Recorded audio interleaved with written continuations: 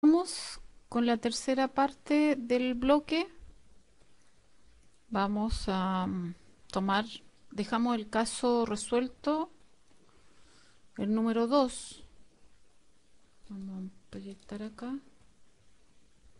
Ya. Y aquí tenemos acá el caso 2 y vamos a hacer un comentario. Fue el caso 2. ¿Qué es lo que tenemos que hacer aquí? Simplemente codificar. ¿Mm? Recuadro número 6.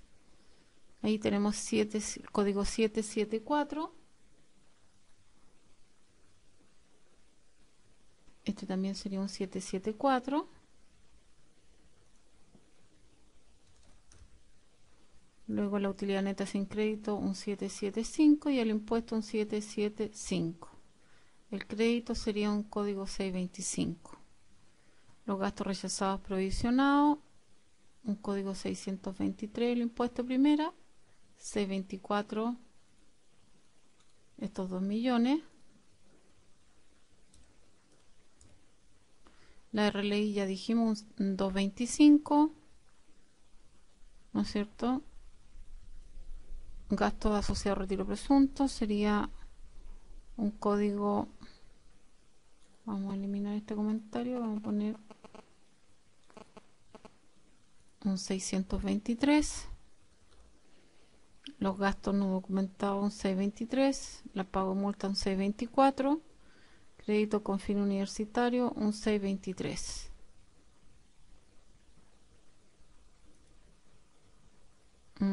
No, ese crédito con fin universitario. Claro, aquí es 623, pero luego va a ser un 624 cuando el próximo año se impute. Sí, ahí estamos bien. El dividendo recibido es un 777. La renta presunta un 835. Los retiros presuntos 275. El retiro presunto 275 también. Y el retiro efectivo 226 cada uno. El saldo sin crédito un 318. Y todos los créditos consumidos son código 626. Todo 626. Perdón, 627. Todo lo que es consumo 627 y que está en rojo 627. Lo que ingresa en este caso sería un 626. Lo mismo acá, 626.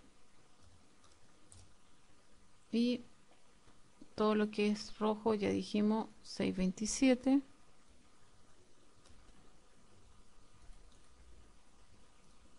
627. 627. Consumo 627. Todo queda en. Y ahí tenemos la resolución del caso final. Nos quedamos con un 838 en 0. Ese sería el caso 2. Y el FUNT. Había un saldo del año anterior. Y. Disculpen, está sonando el celular. Podemos hacer una pausa breve. Vamos a hacer una pequeña pausa.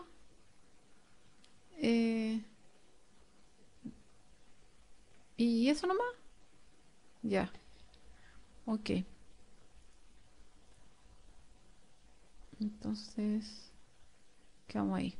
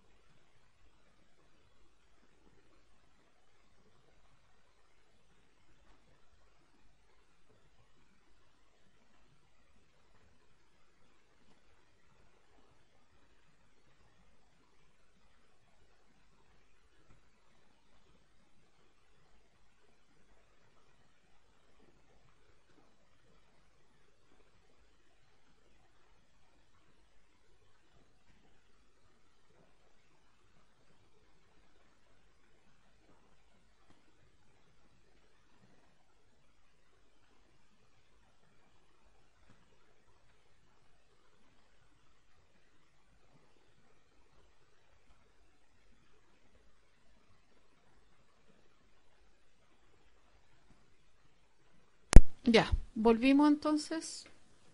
Se produjo ahí bueno, como hoy día es viernes, es inevitable que la llamen a uno hasta ahora. Ya.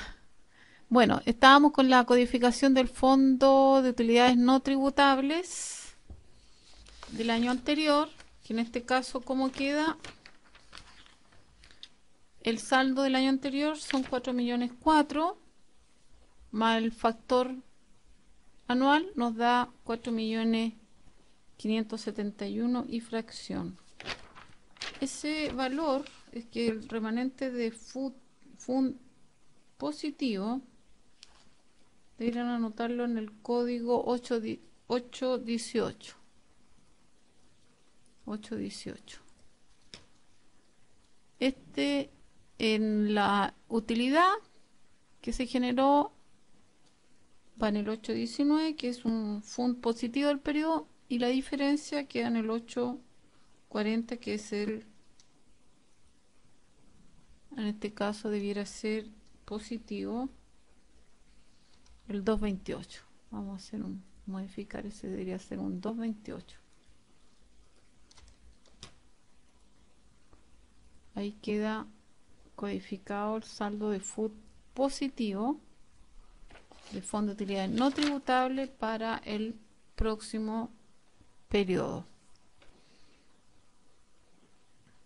Vamos a usar el mix que me gusta más. Pasemos al caso número 3. Si no hay consultas, preguntas sobre el caso 2. No sé.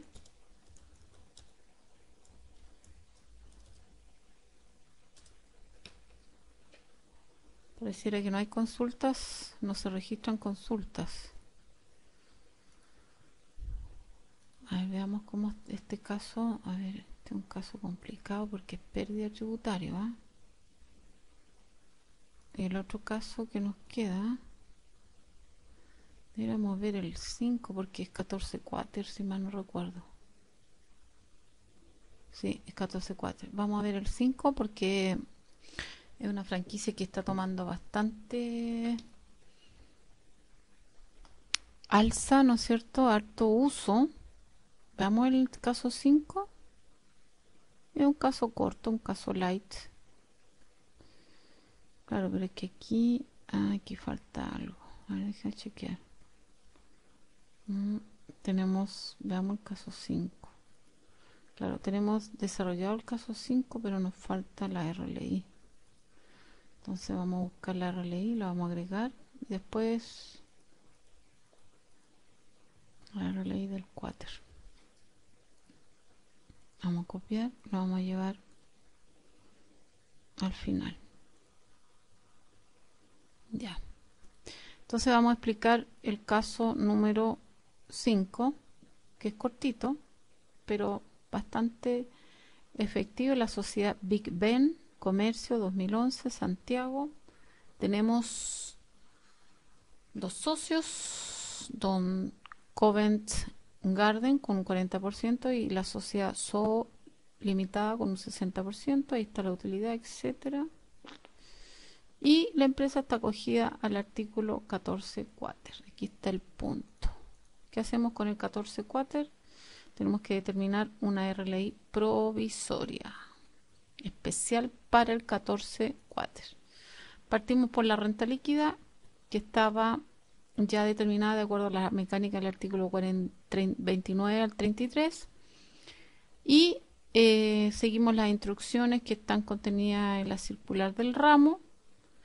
A esa RLI le rebajamos los retiros, son 54 millones. Los gastos rechazados, que son por 12, esos 12 millones, ¿de dónde salen? Veamos de dónde vienen. Están acá. Por un lado tenemos la deuda incobrable, ¿no? Las multas, los 7 millones. Todo lo que sea gasto rechazado pagado, lo que es provisionado no forma parte de este cómputo. Son los 160, los 7 millones 8 y el impuesto pagado, que que está aquí, 4.007.08.400 más IPC, que es lo que se hace aquí. ¿Se fija? Que al final quedan 4.008.26.110 actualizados según IPC de abril a diciembre. Bueno, todo eso se rebaja, finalmente llegamos a una RLI para efecto de verificar el tope del 14 cuate, que son 1.440 UTM de diciembre del 2011. La cuota exenta tiene un tope de 56 millones, ¿no es cierto? Y el límite inicial de la renta líquida imponible exenta en este caso son 50 millones. ¿No es cierto? Por lo tanto, en este caso, el tope de la cuota exenta son 1.440, que son, por el valor de la UTM, son 56 millones. Entre estos dos, entre el valor, entre el celeste y el tope establecido por ley, entre estos dos, el celeste y el naranjo, elegimos el menor. Por lo tanto, la cuota exenta va a ser de 50 millones y la cuota afecta van a ser de 66 para completar los 116 que teníamos inicialmente. Entonces nuestra RLI va a quedar aquí 66, cuota afecta, 50 millones por el procedimiento ya explicado, cuota afecta. En lo que se refiere al food, es la misma historia de siempre, pero aquí haciendo la salvedad de que vamos a tener ingresada la RLI para el 14 cuater, ¿no es cierto? Caso 5, en dos, ingreso en dos tandas, ¿no es cierto? Con apertura para la parte afecta a primera categoría, paga primera, con crédito y la otra parte, la cuota exenta, no tiene crédito, todo en cero.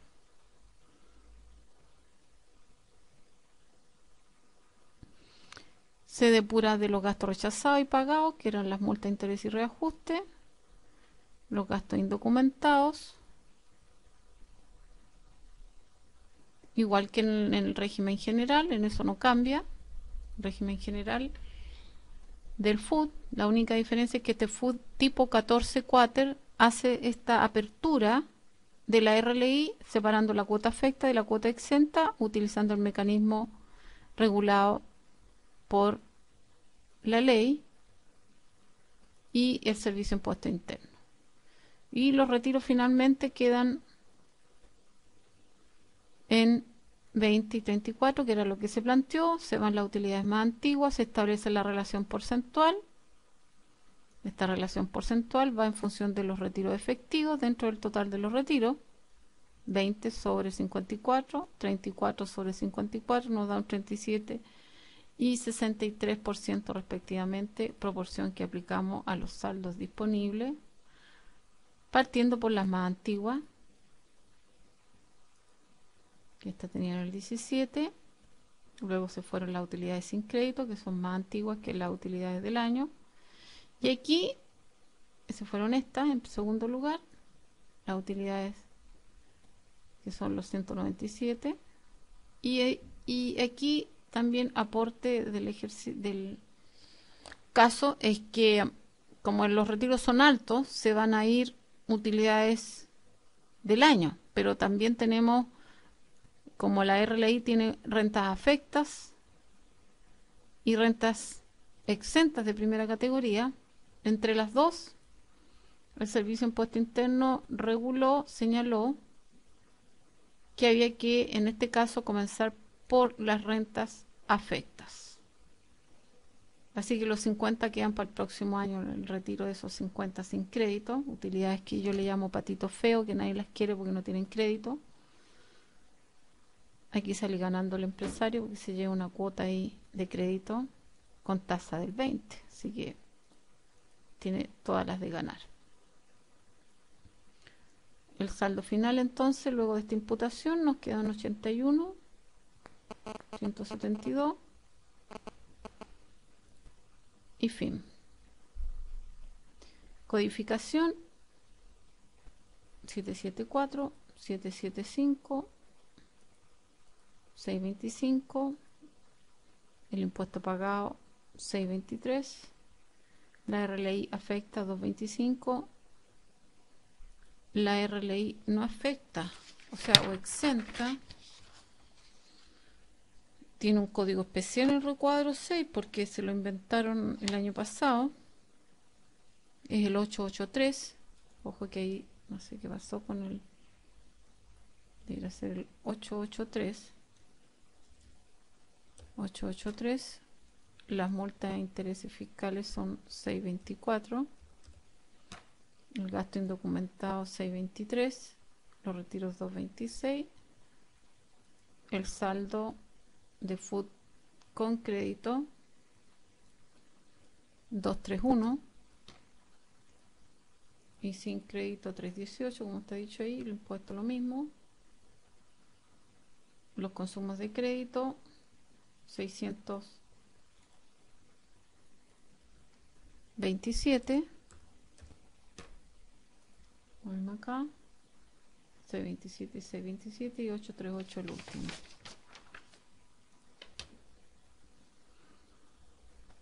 Y eso es lo que tenemos aquí.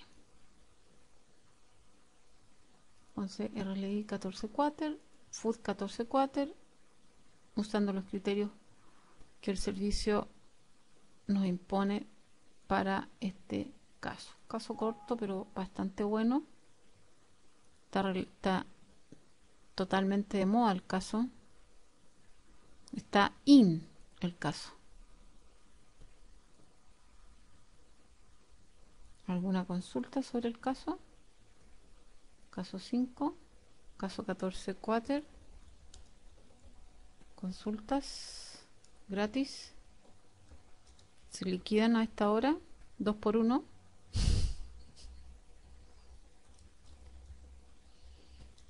No hay consultas.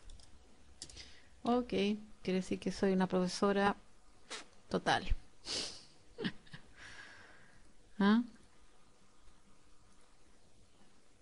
Todo el mundo me entiende, menos mi marido. Ya. No hay duda, entonces yo puedo dar por superado el caso 5 y veamos qué otros casos nos quedan. Nos quedan el 4 y el 3. A ver, el 4. Ah, este es el caso de la SA. Ah, este completísimo. Tenemos dos, mira, el 4, por el tiempo, alcanzamos a verlo. Este tiene, ¿cuál es el aporte de este caso?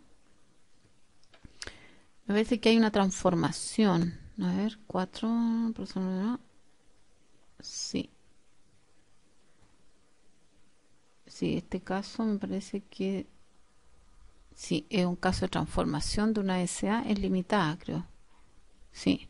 Sí, es una mezcla de limitada con SA, porque la mitad del año es SA y la otra mitad. Y a ver, ¿dónde está el dato? A ver, chequemos lo que no me acuerdo de este caso.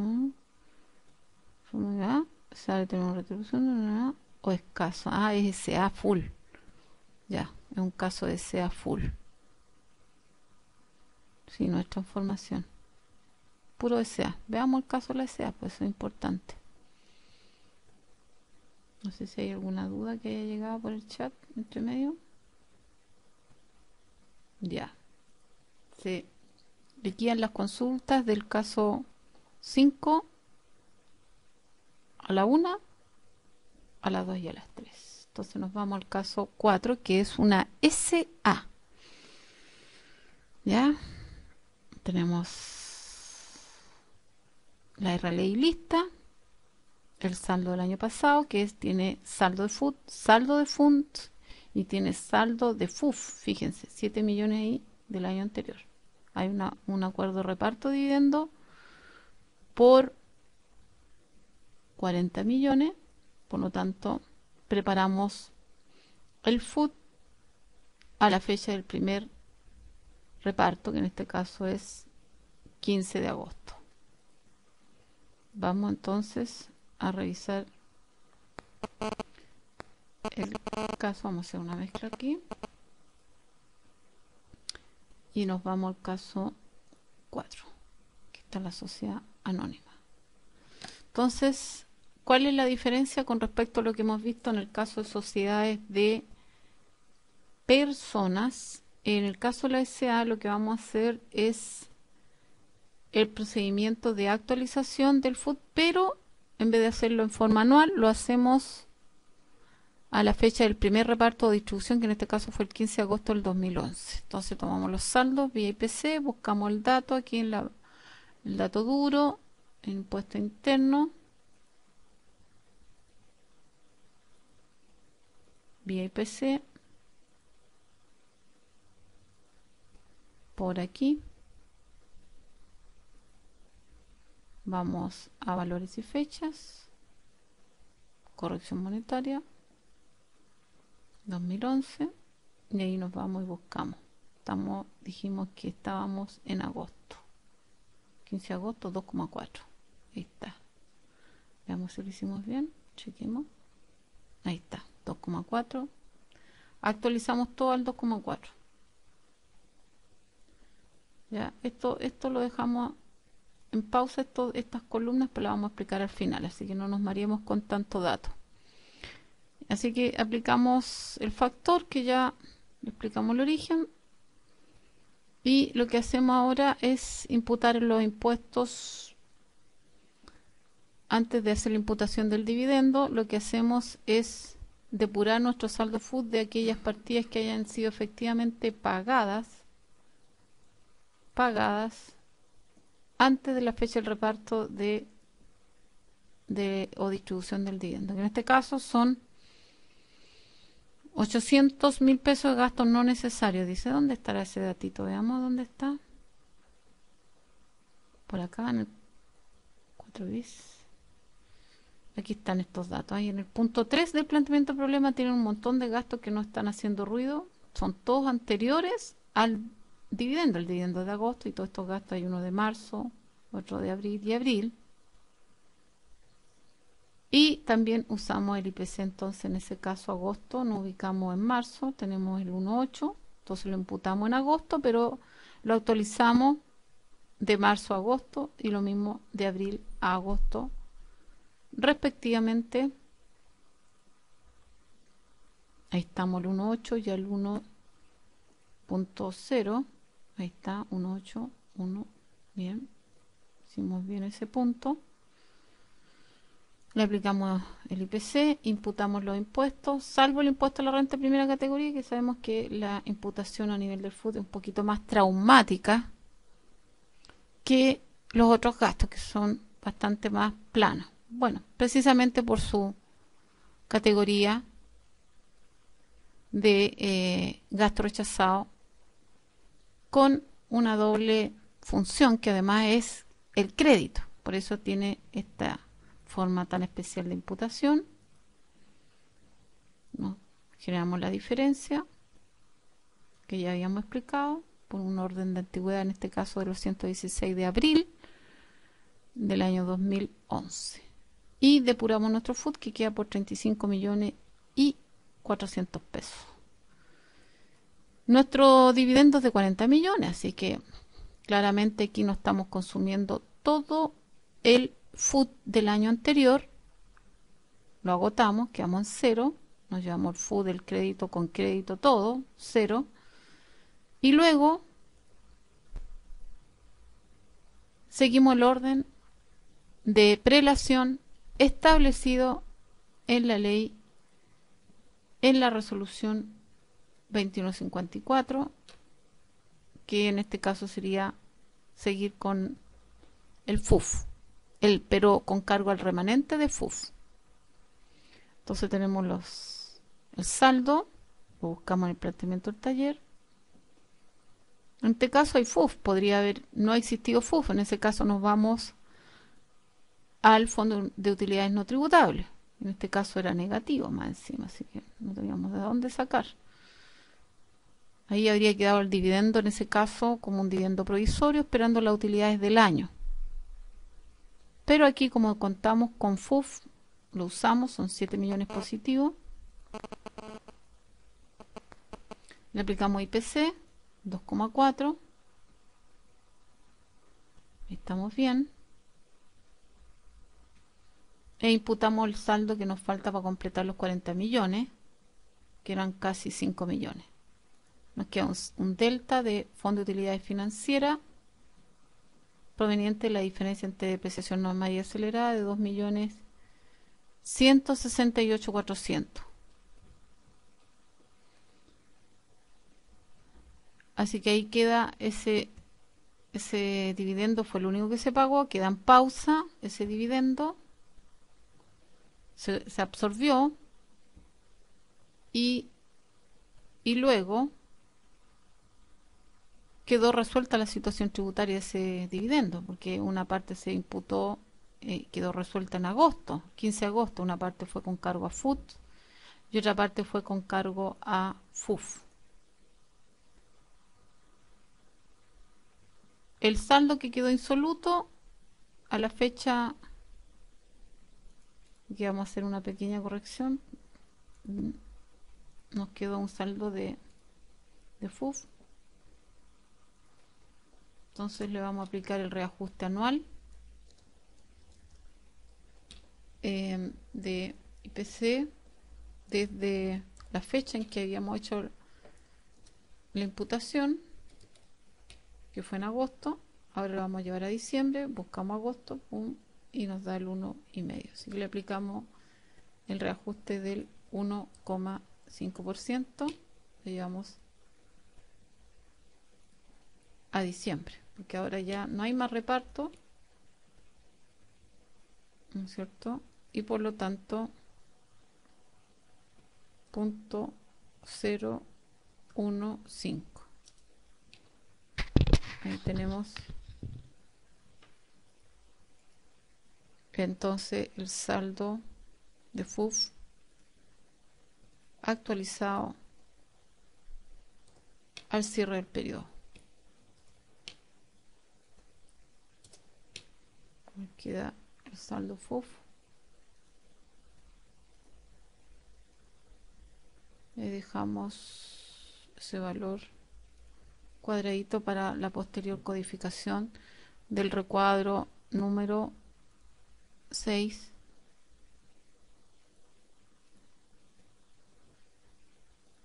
Ahí queda, ¿no es cierto? Más reajuste, saldo FUF al cierre del periodo. Saldo FUF al 31 del 12 del 2011. Ahí quedó. Saldo FUF.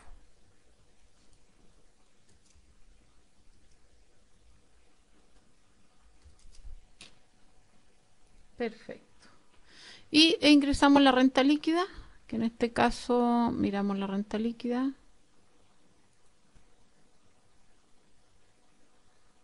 La renta líquida se ingresa de dos maneras aquí para una mejor comprensión. Teníamos una renta líquida planteada en el caso. Aquí está, de 61.665, pero nos faltaba desagregar los 30. Ahí está. Expliquemos ese punto, a ver.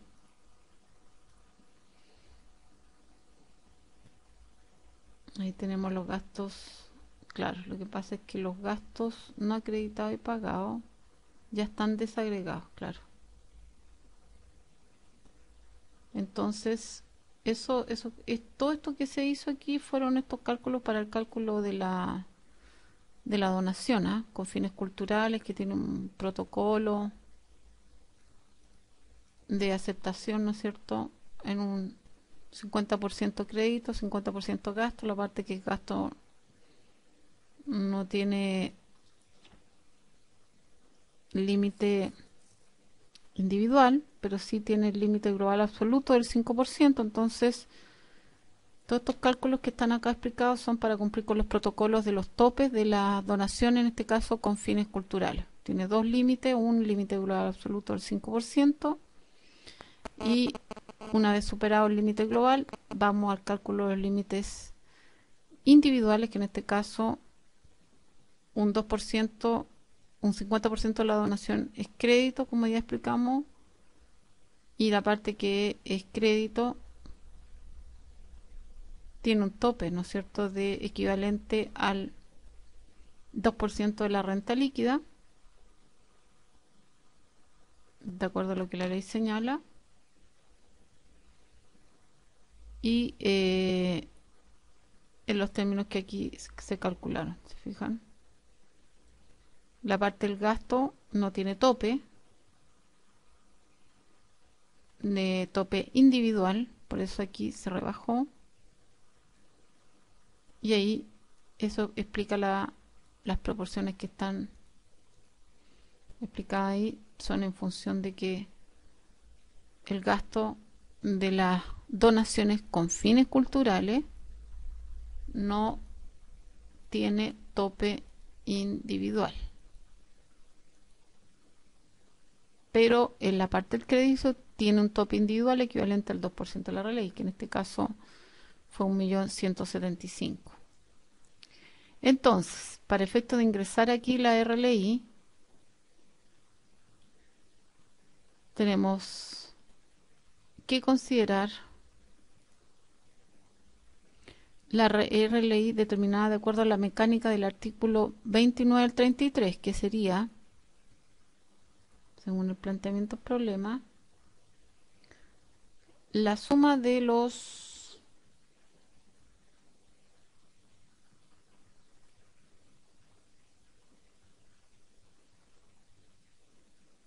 aquí tenemos la RLI provisoria, ahí está el tema de la... Claro, tienen que agregarle los 390.000 pesos, porque es un desagregado que nosotros después vamos a hacer por separado, ¿no es cierto? Y además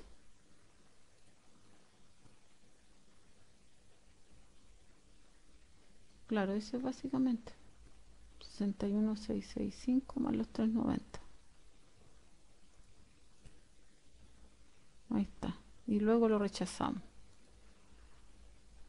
O sea, este valor que está aquí es lo mismo que decir 62.055 menos, o sea, menos, claro, los 390, que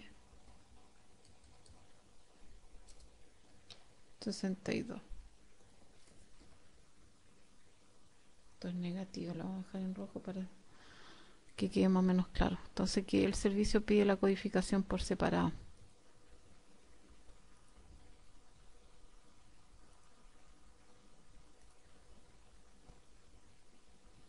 61.665. Ahí está cuadrado, ¿te fijas?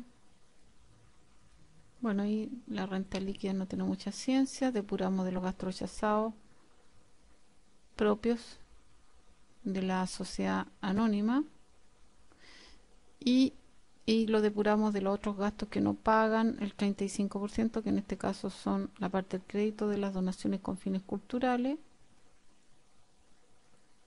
1.175.000, y la parte de las multas, interés y reajuste.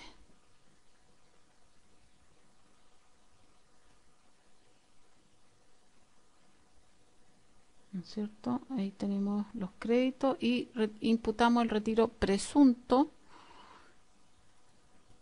Aquí hay un pequeño detalle. Creo que había un retiro presunto. ¿Dónde están los retiros? Ahí están. ¿Te fijas? Un retiro presunto por 3.200.000. Esos retiros presuntos se van a nivel del FUD por 3.200.000. Se rebajan, consumen crédito, pero el préstamo, como ya habíamos anticipado, el préstamo ya dijimos que no se imputa al FUD, es un gasto rechazado para la sociedad anónima que no cerrada, que no está inscrita voluntariamente al sistema de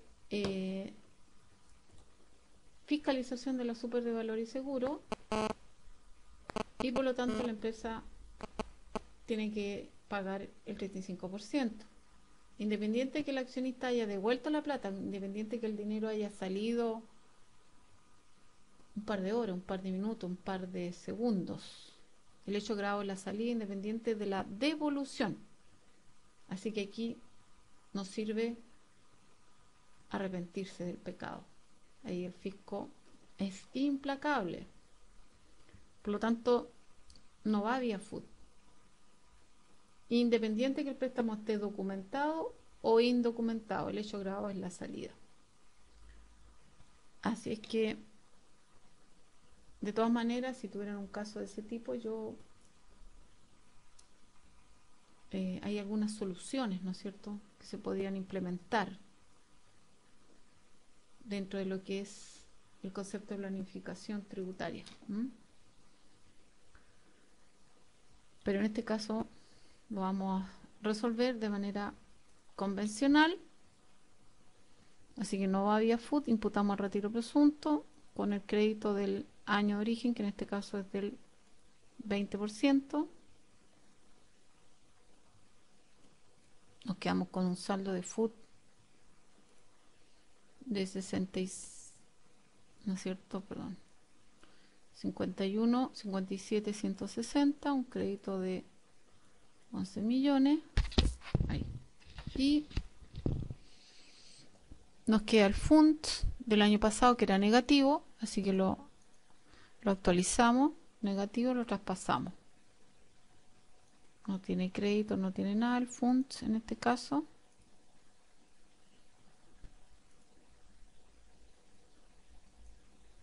¿Qué podríamos anotar ahí? Y nos falta la codificación.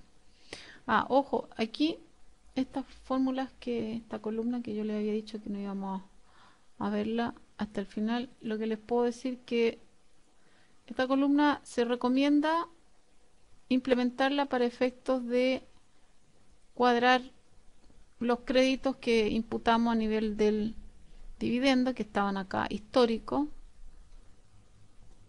¿no es cierto? Aquí está histórico el dividendo histórico, crédito histórico, todo histórico, pero la DJ 1884 va todo actualizado. Entonces, para evitar sorpresa en el proceso de cuadratura y fiscalización y cruces que hace el servicio en proceso natural de operación renta, yo les recomiendo que actualicen estos valores según el IPC de agosto, en este caso, hacia diciembre.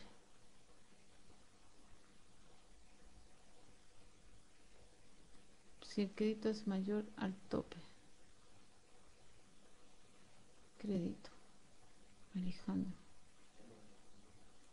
Si el crédito es mayor al tope.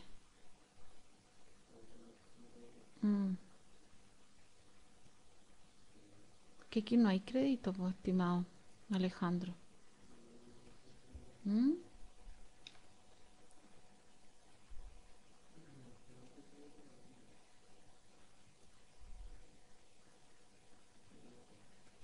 A ver, Alejandro, tú hiciste una consulta. Dice, ¿qué pasa si al calcular el crédito es mayor al tope? ¿Qué pasa con la diferencia?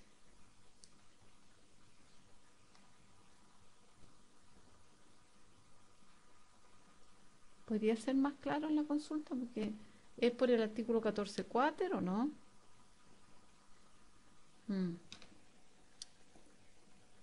Porque en realidad el 14.4 no es crédito. 14.4 no implica crédito. Es una rebaja a la base imponible de primera categoría. Eso. Por las donaciones. Ya, pero ¿cuál es el caso? ¿Cuál es el caso? Número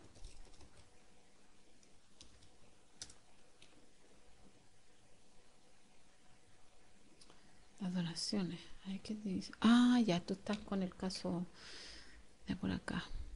Ya, ya entendí la consulta. A ver, estamos en la RLI. Ya. A ver, siempre se elige el menor. Siempre el menor, porque tienes dos límites. Tienes el límite individual y tienes el límite global. Entonces la parte que excede pasa a ser un gasto rechazado, pero como la norma individualmente libera al gasto de tope por la norma, por el tope individual, en el fondo no paga impuestos. Si lo que en realidad en el caso de la donación con fines culturales, lo que tienes que hacer es no ocupar un crédito más allá de lo que la ley señala.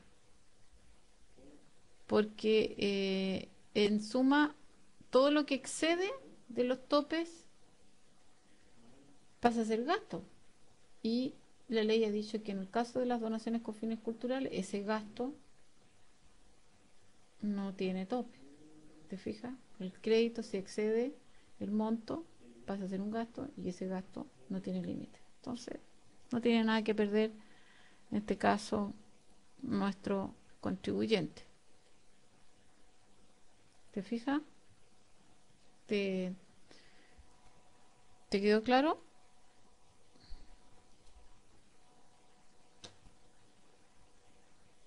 ¿Mm? Claro, sí, en general. Bien. Claro, si en el fondo estas donaciones como bien antes tenían topes, la parte del gasto también tenía topes, pero una de las críticas que se le hizo a estas donaciones fue precisamente eso, de que para poder incentivar el desarrollo de actividades de esta naturaleza, que son actividades culturales, una de las limitaciones que tenía era que la parte del gasto que excedía los topes, que no recuerdo en ese momento cuánto eran los topes, era un 50%, de haber sido con los topes que señala el 31.7, o sea, el 1,2% de la RLI o el 1,6, era el 1,2 nomás, sí, no era el 2%, era el 1,2. Por lo tanto, ahí había un vacío. Entonces los empresarios no hacían donaciones porque normalmente el gasto era mayor que el tope que la ley le daba antiguamente y por lo tanto pagaban impuestos únicos en el inciso tercero, en el de caso de SA, y en el caso de los socios de sociedad de personas pagaban su global. Pero esto se modificó hace bastante tiempo y por lo tanto ahora el exceso es un gasto aceptado. De todas maneras, igual hay que dejar la huella de los cálculos individuales, tal cual está graficado acá en la RLI. Tiene el detalle, está hecho a pulso el caso, entonces está explicado con la debida acuciosidad. ¿Mm? Ok.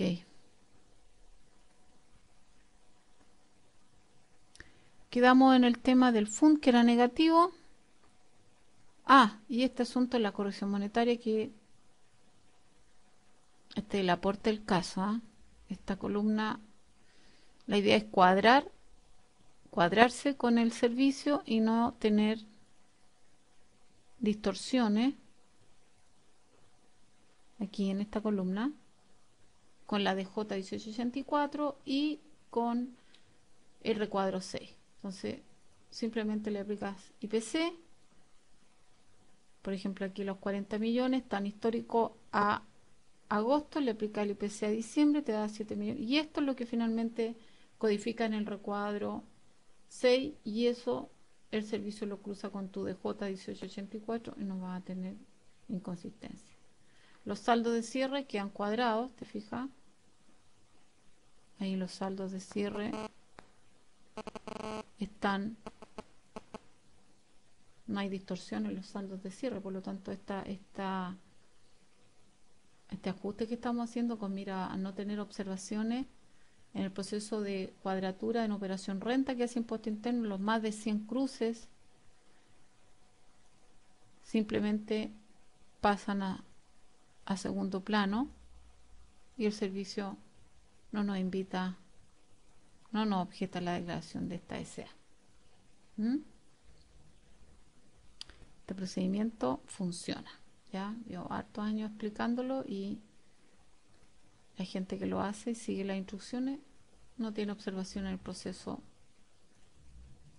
anual. Eso es todo. ¿Mm? Bueno, estamos como en el tiempo, me están informando por el interno. No sé si quedaron dudas. En todo caso, yo hice unas pequeñas modificaciones a los talleres que ustedes tienen. Esas modificaciones las voy a hacer llegar para que lo suban a la plataforma. No vimos el caso 3, que fue el caso de pérdida tributaria, bastante largo. Tiene mucho detalle, pero está resuelto. Así que si quieren obtener los detalles del caso, están acá en la página. Está resuelto el caso, ahí lo pueden ver. El caso está resuelto, está codificado. ¿Mm? Por lo tanto, quedamos conectados. Para los que no me conocen, mi nombre es Katia Villalobos, soy relatora de capacitación, contador auditor, estudié en la UTEM y trabajo con la Escuela Europea de Negocios. Trabajé en impuesto interno por 5 años